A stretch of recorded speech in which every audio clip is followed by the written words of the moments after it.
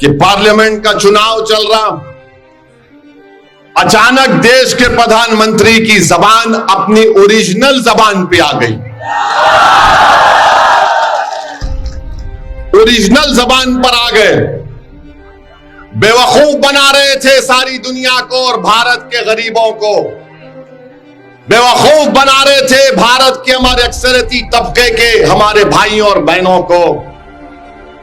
Narendra Modi parliament के अंदर, parliament के बाहर कह रहे थे कि सबका साथ, सबका विकास, सबका विश्वास की बातें करते थे, मगर राजस्थान जब पहुंचे तो नरेंद्र मोदी की जबान से जो भाषण निकला उसको हरगिज हरगिज गर्मी की वजह से नहीं निकला, वो उनकी सोच की वजह से निकला।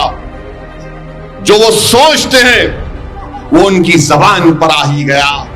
2002 से नरेंद्र मोदी जो भाषण दे रहे हैं, हम 2024 तक आ गए। नरेंद्र मोदी गारंटी, मोदी की गारंटी की बात करते हैं। मेरे अजीज दोस्तों और बुजुर्गों, मोदी की एक ही गारंटी है, वो है मुसलमानों से नफरत। एक ही गारंटी है। मोदी की दूसरी गारंटी है कि मैं भारत के संविधान को बदलूंगा, क्योंकि जो संविधान बाबा साहेब अंबेडकर ने बनाया, मोदी उसको बदलना चाहते हैं। मोदी की दूसरी गारंटी, तीसरी गारंटी यह है कि ओबीसी समाज से, दलित समाज से आरक्षण को खत्म करके रख दिया जाए।